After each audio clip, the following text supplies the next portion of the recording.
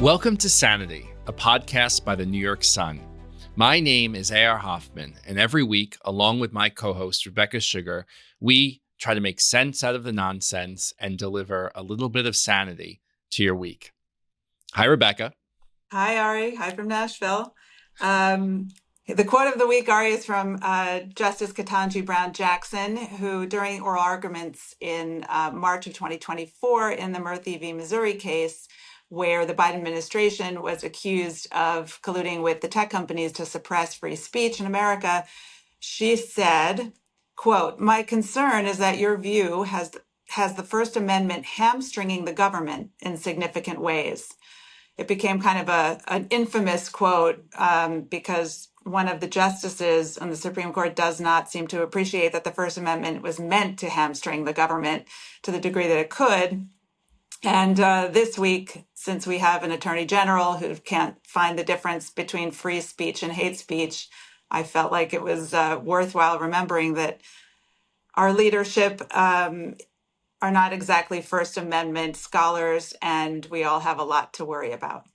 Yeah, I mean, that's, the way to understand the Bill of Rights, of which the First Amendment is the leadoff hitter, is as restraints on government action, right? Sometimes they're seen as gifts to the individual, but actually, the framers were very interested coming off this sort of unpleasant experience of a monarchy. Also in the news this week with Trump's visit to Windsor Palace. Windsor Castle, they wanted none of that. No more kings. Okay, right. So busy program this week. We're going to dive into questions of free speech on our top story. It really feels like this was an inflection point in some ways, or sort of culmination. A lot of different trends, lots going on, lots to break down. Our Make It Make Sense section is going to dive into some of the legal elements of this, and what does this actually mean? What can the president do? What can he not do? What sort of speech and activity is protected and what isn't? We'll talk Antifa, always a fun subject. And then I think we, if I can say it so myself, I think we have pretty entertaining sunlights and sunburns for you all this week. Absolutely. So, I think where to start with questions of free speech. I think you said this on the interview, actually, which we just taped with Andrew Lowenthal. I can't recommend it highly enough, not just because we're on it, but Andrew is really a free speech star, and that'll be coming to you on Sunday. So please take a listen. But, the Charlie Kirk assassination, right, is now about a week ago. And, developments are moving quickly, I think, since then. Yes. The horrific nature of the attack during a debate, during a exercise of speech, you couldn't get more blatant than a bullet in the throat as Charlie was talking. Right. Literally an attempt to stop speech. Tragic symbolism. Yeah. Right. And there's understandably waves of anger and claims, desire for retribution or all of that. As you mentioned, Pam Bondi, the Attorney General, targeted hate speech. I mean, I think you and I are both on the same page as this, where, there's no such thing as hate speech. There's speech you don't like. There's speech you hate. But it's not hate speech unless it's actually violence or soliciting violence. So that was, I think, a red flag. And then we're recording this just really hours after the cancellation of, I forget what the technical word they used, the suspension. No, it was of Jimmy Kimmel. He's suspended for the time, right? Until unless he does X, Y, and Z. And then the suspension of Jimmy Kimmel after a sort of distasteful monologue about, the political affiliation of that shooter. And we also had the FCC, weighing in. And so really a kind of train wreck all around. So that's all just as a little bit of background for our listeners. Rebecca, what are you picking out of this morass? What are the things that you're seeing and responding to? Yeah, so many things. You touched on a lot of them, right? I mean, I think we said this in the interview with Andrew Lowenthal, right? I think we agree on this as well.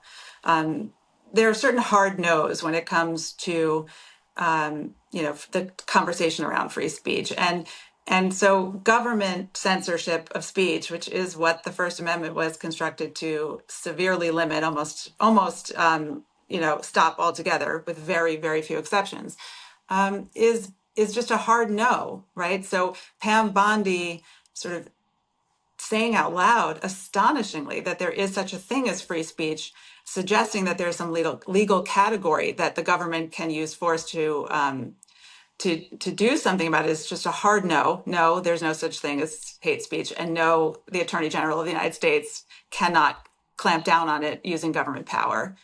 Right, I wrote a column last week, I think, about Representative Clay Higgins, who posted on X after Charlie Kirk's assassination, that he would use the full powers of his government authority as a congressman to remove people's driver's licenses and to ban their speech. And I think he was just venting. I hope so.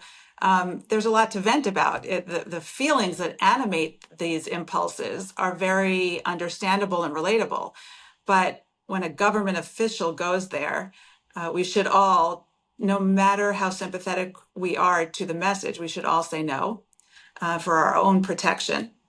So there's that, the government lane. I think the larger thing that's been happening online, I'm sure you've seen, right? The sort of popular movement to attack people for their speech online, even when they fully deserve it, and many of them do, is the kind of thing that isn't as easy to talk about, right? Because in some cases, as we talked about before, you and I, with Andrew Lowenthal, you really do want people to lose their jobs when they say things that directly would impact their ability to do that job in a fair and proper way. Mhm. And as an example, we talked about the incoming head of the Oxford Union, who is going to be running one of the world's most preeminent debate societies. He debated, as you pointed out, Charlie Kirk not too long ago, and he was sort of celebratory that Charlie Kirk was killed. So not exactly a champion of free speech and debate.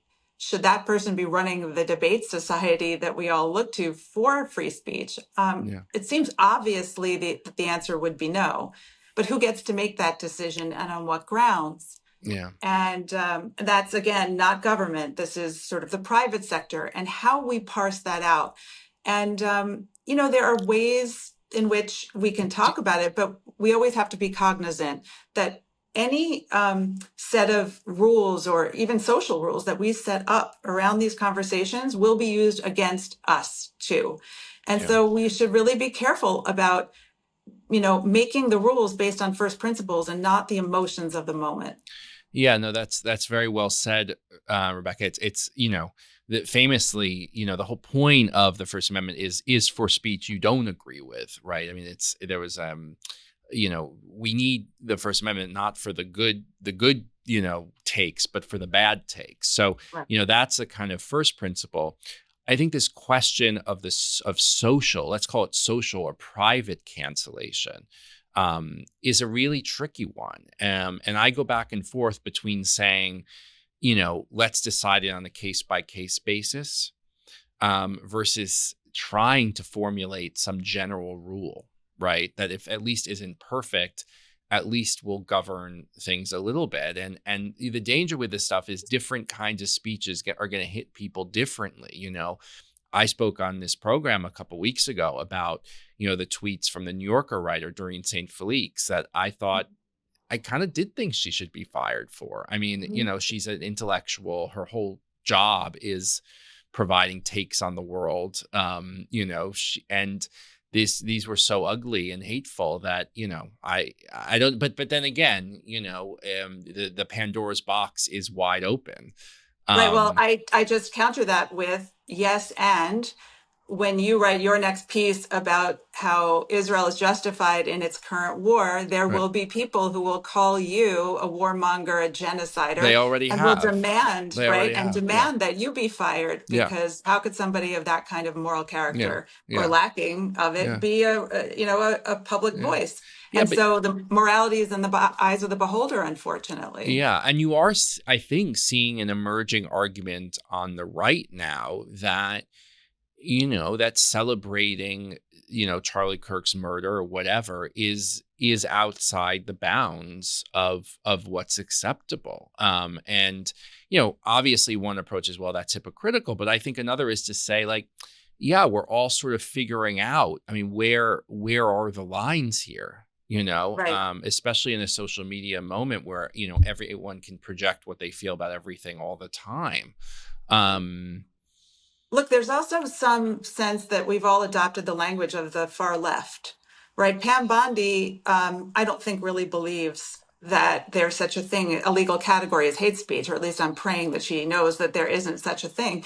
But she just seemed to fall into what a lot of us fall into, which is the adoption of the language that has been dominant in our culture for so long. yeah, And so you can fall into this idea of, you know, there are certain lines that we draw because it's just unacceptable. Well, that's really not true. It's just, it feels right to say that because we've been saying that for so long. But, yeah. and I think here I want to also say we've talked about this and maybe we've butted heads a little bit on this on our show over the months. The American Jewish community, in my view, of which I'm a part, has made a really big mistake here. Going after words like free Palestine, because the ultimate implications are violent, but there's nothing about just saying those words on a New York street to me that would violate the First Amendment. And we have, as a community, adopted the language of the far left and the ideology of the far left Mhm. that sort of broadens the interpretation of what violent words are, or words that are sort of leading to or provoking imminent violence, to use as personal protection in the way that the left did Mhm. for so many years. And I just think anytime we adopt the language of the far left when it comes to free speech, we are taking risks and with our liberties. And the right now is in the moments of great anguish and great anger and resentment because this was done to the right now for so many years. I understand the impulse to want the retribution, to say, here, we're going to give as good as we got. I get it. But they're going to give as good as they got next time. And it's just Yeah. going to keep going on and on. So where is that line? It's hard to take the high ground here, but at some point, we're only setting precedents that are going to come back to bite us. Yeah, I mean, I think that's true in the sort of social sense. I also think, I'm really interested in what's happening right now with, the interaction between the administration and television. I mean, for me, a comedian's monologue on a late night show is like, I mean, that's just not something that the government should be expressing an opinion on. It's pretty close to a kind of heartland of free speech, or at least the kind of speech that I think we'd want to remain, uncensored, without having any particular love for Jimmy Kimmel or Colbert or any of these people. But, and you can say that they've squandered a lot of their own credibility by becoming incredibly partisan and unfunny. Mhm. I think that's true. But in the same way, I wouldn't want South Park censored or anything else. I mean, the idea that the government is listening and responding to what Jimmy Kimmel is saying, and using the power of the government to directly or indirectly to get him off the air is pretty shocking. Is that Yeah, is that feels kind to of me like yeah, he was fired because his ratings were terrible and he was losing a lot of money for the network, and they used this as an excuse to really send him his way. And I wish they hadn't used this as an excuse, because as wrong, actually factually wrong as what he said was, and as silly and bad as what he said was, like, that should not be the reason. And as you say, for the FCC and for President Trump to jump on this moment and dance on his career grave for that reason just complicates the argument even further about speech. And I wish they had just been quiet, although Mhm. it's not in Donald Trump's nature to be quiet at moments like these. Yeah. But you wish he had. But I just want to say also, there's something about this conversation that always seems to ignore human agency. Like it's as if the government or society always infantilizes everyone. And we all think that people can't turn off the television when Jimmy Kimmel comes on. I've never watched Jimmy Kimmel because I don't want to. He's not, he doesn't, he's not a professional brainwasher. He doesn't, when he says things that are wrong, force you to believe him.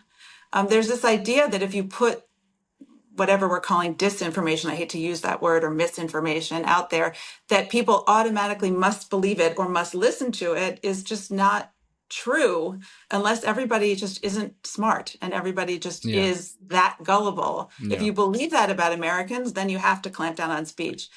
If you don't, maybe you just encourage people to say, yeah, I heard what you said and no thanks. Yeah. Yeah. I mean, I hear you that this is a sort of complicated spectrum of agency and pressure. I mean, so the decision ultimately to fire him,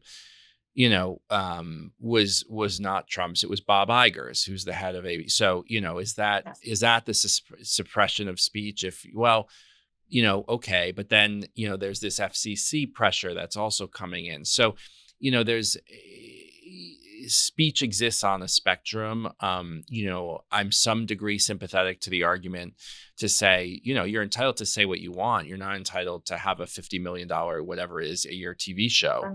I Correct. get that, but it's not a good look when the FCC is involved. I mean, I think that's what you No, were saying, right? I of mean, course. Yeah. we Not can a do good this look. the easy way or the hard way. I mean, that is, really sort of compromises Yeah. the whole situation. Don't You you know, think also it's interesting to me that, we live now obviously in a time where there is no privacy, there's no private thoughts. Everybody broadcasts everything they think on social media all the time.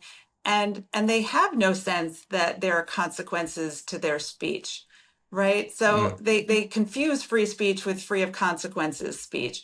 So if you're going to get online and vent your every emotion every time there's something that happens in this country, and then also expect that a lot of people aren't going to react to it fairly or unfairly, but then something's wrong with you. yeah, So maybe if people don't want the mob coming after them online for their opinions, they could choose not to share every opinion that they have in the yeah, moment online. right.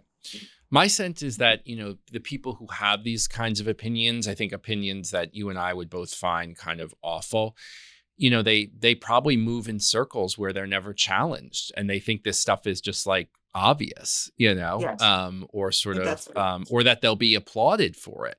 I don't think people generally do it to troll. I think legitimately they feel, so there's a Right, kind of like, echo chamber issue there. Okay, right, we'll continue to sort of reflect on this, but we'll tack it from a little different angle, and that is, the president's announcement or declaration that he's going to consider Antifa, which is not kind of one organization, but a network of far left, a lot of time violent, anarchists, socialists, communists, whatever, last seen kind of torching cities during COVID, during the Black Lives Matter riots, as a domestic terrorism organization.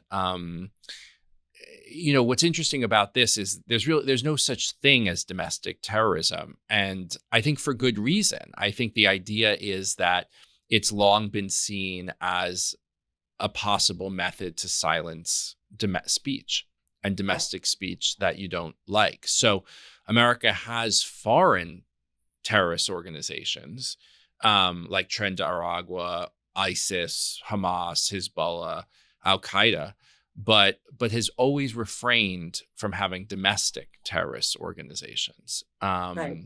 And I think there's wisdom. I think we would both agree that there's probably wisdom to that. So what could Trump do? He could order Bondi and the DOJ to prioritize these kinds of prosecutions, right? To say like we're going to make a real effort to find crimes or sort of like prosecute crimes really severely. But there's no, terrorism can also be an aggravating like charge on another crime. We saw this most notably recently when Luigi Mangione, the judge, threw out the terrorism charges, which is pretty remarkable. Yes. A big, excuse my language, for the government. I mean, that's Mhm. really bad to have a charge thrown out before trial even starts. But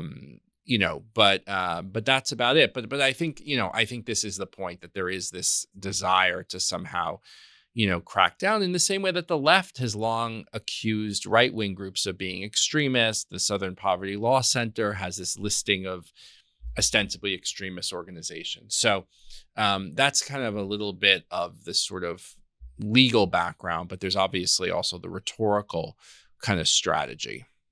Right. It does, doesn't it also, though, the designation of domestic terror organization sort of trigger looking at the funding Hmm. of these groups in a way that it might, if it were just a crime that you were burning down a building on a street, that's one thing. But now that it's been designated in some sense as whatever that means, a domestic terror organization, that now we can go after who's funding them and how, or at least maybe we Yeah. could have gone after that before, but now we're going to pay attention to that piece of this in a different Yeah. way. No, I think that's right. I just mean there's no like separate list of domestic terror organizations. I mean, Yeah. yes, if it was designated as a terrorist organization, maybe that would allow more legal tools to be brought to bear. Right. One kind of model in this ironic way, I feel like in American politics, we're in this mirror image moment where, would be, a lot of the Biden administration's prosecutions of, let's say, the Proud Boys for Mhm. January 6th was on the lines of like seditious conspiracy and other kinds of, those sorts of charges that kind of come close to how we would think you would prosecute kind of like a terrorist group. So Right. yeah, so So I think therefore, you wouldn't even need the domestic terrorist organization right, designation, right? Because right, seditious conspiracy would suffice. So yeah, Trump did this as like a marketing moment, as a messaging moment, rather than yeah. as an actual legal Yeah, I mean, I moment. think that the terrorism is a strong word. I mean, what terrorism means is it's sort of outside the bounds of like polite company, or far outside the bounds of it. Well, in the sense that Antifa literally is an anarchist organization, and they profess their desire to overthrow the U.S. government and Yeah, sort of our country itself. I mean, there it does sound a lot like terrorism to me, and in the yeah, sense that they're sort of trying to chill other people who would defend the country. I mean, there's so many aspects of actual terrorism. I don't know if that's a legal way to look at it, yeah. but just colloquially, I think it's not we don't have to stretch ourselves to think of Yeah. Antifa as a terrorist organization. Right, right. I mean, I guess, one way is if you applied, like, if you treated them the same way you would treat like Al Qaeda, you would say, like, yeah, like membership in it is itself a crime, right? Like, Right. as you said, there would be greater scrutiny about the finances. But, from a free speech maybe perspective, we talked about this with Andrew, something like the UK outlawing Palestine Action and listing it as a terrorist group. Right. I mean, where is that line? And then what happens is you have all these people, saying holding up a sign, Right. and, they're then guilty. Right. I mean, Right. that's the kind of, Right. do we want to criminalize any sort of affiliation, beyond just the people who are lighting the buildings on fire? But if some random bozo on a college campus was like, yes, I'm, a member, do we want to have them arrested? That kind of concern. Right. Part of this, there were kind of echoes of this a little bit in the effort, which now looks like it'll be sort of successful, to deport Mahmoud Khalil. Like this argument that somehow participation in some of these more violent campus groups was sort of similar, like aiding and abetting terrorism or anti-American. I mean, there's a kind of nebulous Right. zone But here, that's complicated, right? Because he was not an American citizen. Right. If Right. you're an American citizen who, you know, Yeah. is a member of Antifa and you're standing on a street corner with your Antifa sign and you're not burning a building, are you now going to be hauled off or Yeah. prosecuted or have your assets seized? Is the question, Yeah. and is that the right or the wrong way? Yeah. I mean, I think what's interesting about these groups is like it's sort of harder. I don't know. I think there is domestic terrorism. I mean, like the Unabomber, Yeah. right? Like, I mean, you could think of sort of mass serial killers maybe a little bit, although I don't know if that has an ideological element. There's domestic, yeah, there are domestic, terrorism things. A lot of this stuff though is like if you have a foreign element, it makes it easier, so when these organizations that have like CARE or these other groups that are like have these close ties to, Al Qaeda or whatever, Hamas, Hmm. Hmm. that's a hook. I think on a domestic front, you have citizens who have full American, protection. So it's a little bit of a Yeah. harder case to make. So we'll see. I wouldn't, cry to see Antifa in whatever way that can be done here dismantled or just prevented from burning our cities down again. That would Yeah. be good enough. Yeah, I mean, one thing though to think about is like a lot of these shootings and killings feel like not, that these people actually aren't members of groups, like they're kind of just these isolated, like troubled, like crazy people. It doesn't mean there's not ideology, but it Yeah. just means like, like the Charlie Kirk shooter. I mean, how would you kind of, think through what a policy response to that would be? Um, Right. Well, with Antifa, though, it's more about just going after the head of the snake. And that's why I yeah, alluded to the funding piece, which is always, how these things grow and are able to cause as much damage as they do. And all of those lost souls who are, marching in lockstep will just have to find, a yoga class to take when we dismantle all the structures that give yeah, them space to do bad things. Right. So it's always about going after the funding and the organizing of these things, not the people who just glom on. yeah, yeah. Okay, so our sunlight, I'll start with mine, and it's actually a laser light, and that is Israel's announcement that its Iron Beam technology is now ready. It'll soon be delivered to the IDF, and it's just another example of the sort of ingenuity and creativity and perseverance of Israel. This is meant to diffuse kind of short range rockets to be used alongside the Iron Dome system. An average Iron Dome interception costs about $50,000. This costs like $2 or something. I read some analysts who said that the future is there will be no missiles in the sky. There will be no Mm-hmm. projectiles. Um, its Hebrew name is Or-Eitan, which means the light of Eitan, and named after Eitan Oster, a commander in the IDF who was killed in Lebanon, whose father was one of the developers of the Iron Beam. So it's just a kind of quintessentially Israeli story of creativity born from tragedy and war, but also sort of the ultimate making lemonade out of lemons, and hopefully resulting in a lot more lives saved. It's just remarkable coming the same week as we hear about the possibility of sanctions on Israel, as we hear, the EU sort of losing its mind over the war, just how indispensable Israel is. And I hope that the response to Keir Starmer and whatever wacko is in charge in Spain and all of that is just, okay, well, you're not going to have it, and I hope No they have laser for no you, Keir laser for Starmer. you, and I hope that they have to come back groveling and begging, to get this technology. So, Prime Minister Netanyahu said this week that Israel might have to be super Sparta, but no one wants that. No one wants to be isolated. But I imagine the Iron Beam would have made the Spartans of old proud.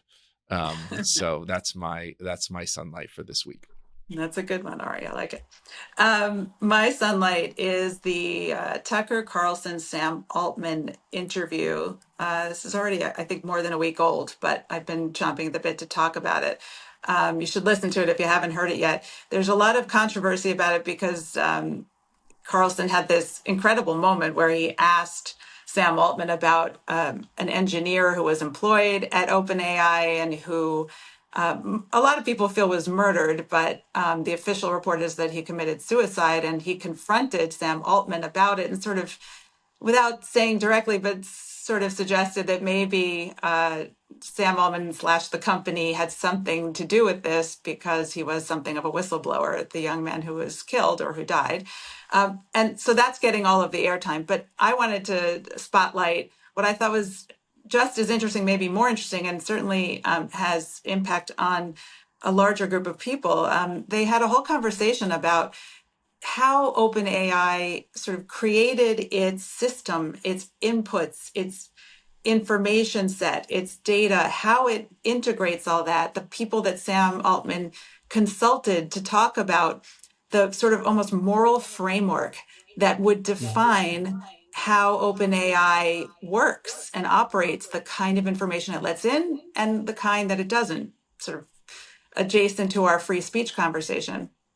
It was a fascinating conversation about the process, and it left me terrified, actually. And I want everyone to watch this and see if they feel as scared as I am, to realize that ultimately these, LLMs that we all are relying on for pretty much everything, and soon to be even more so, almost everything, about how we see the world and what information makes its way to us and how that information is integrated, it's all siphoned through really a group of people who Sam Altman wouldn't name.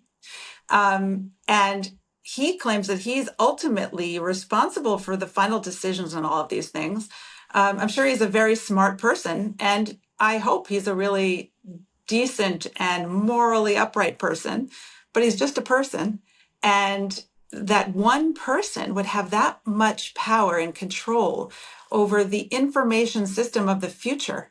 And I'm sort of overstating it, but I'm not really. It really does boil down to the people that are making these decisions on humanity's behalf, and what are the parameters in which they are making the decisions. What are their moral understandings of the world? He's a 40-year-old. I hate to say it that way because you're not even 40, but there's some really brilliant 40-year-olds. I'm talking to somebody who's not yet 40, who's pretty smart. And if I were going to hand OpenAI and all of its understanding over to one person, Ari, I would hand it over to you with great confidence and faith that you would make the best decisions, and you still wouldn't be perfect at it, right? And so we all should be thinking about this whole new world that we're about to enter, and who created it and how. And I think this interview only scratched the surface of it. So I hope we'll all pay attention. Great. Thank you so much, Rebecca. My sunburn this week is another excerpt from the Kamala Harris book that's emerged. Oh, we can't get away from Kamala Harris. Well, I'm not going to read the book, so we're going to get it all out of the way here. This remarkable aside where she said, I really wanted to pick Pete Buttigieg to be my vice president, but I'm a Black woman married to a Jewish guy, and I thought a gay vice president would be a bridge too far. It's just like the worst kind of thinking, and like somehow it's both sort of too risk averse and also like totally blind to like the downside of picking like a doofus as the vice president's candidate, as Tim Walz was at the this was at the time. Well, a doofus picking a doofus, we should say. A doofus picking a doofus. And it's just like one of, the classic thing is like, the campaign is your first interview to be president.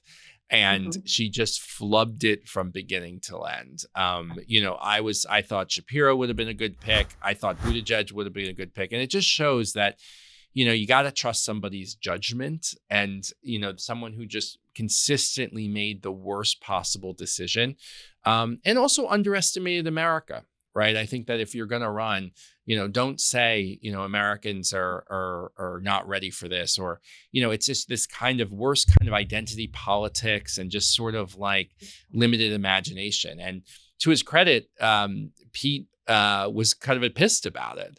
Yeah. Well, he doesn't want to be attached to Kamala Harris. Right. That's I so mean, all stupid. these guys kind of like, proverbially dodged a bullet, I think. But I just wish, our politicians were a little bit more brave and, chose the best people, went with the people they thought they could, could help them win. And I just, we were so in need of kind of brave and bold and visionary leadership. And just another example of like. Do you even believe, Ari, that she really picked Tim Walz, or that she made any decisions at all in the entire campaign, or as vice president, or in her campaign to become president? I sort of don't believe that. I think she was being told exactly where to go, what to do, and what to say, and she didn't even do that well. But I'm not so sure she picked anybody. Yeah, I don't know. I don't know which is worse, but I do know, Yeah. Interviewing Tim Walz and the idea of picking this person to do anything would have been, the furthest thing from my mind. Yeah. Okay. And my sunburn is there's this really sort of wonderful story. I view it as wonderful because it's just if there were a physical manifestation of karma, this would be it. There's an Iranian official in the Ministry of Culture and Islamic Guidance named Reza Segadi, who was just convicted in Iran for homosexual acts, and is being punished with 100 lashes and eternal exile. He probably got And off easy, honestly. he did. I mean, the punishment is often death. But the reason that I, cruelly delight in this is because this is a man who was known for enforcing cruel and bitter punishment, including lashes and sometimes the death penalty against women in Iran who dared to show a little skin or maybe a lock of hair and weren't fully veiled. Like that was his animating sort of idea that women should be repressed and suppressed in this way and punished for misbehaving. And now he is going to be punished by the same regime that he worshipped for disobeying another set of their rules about how you can be in the world. And so good luck to Reza Segadi as he receives his lashes and his exile. Yeah, I'm sure we'll be hearing from Queers for Palestine about, this civil rights outrage. Rebecca, thank you as always. We'll see you next week. Enjoy Nashville. Thanks, Ari. Great to see you.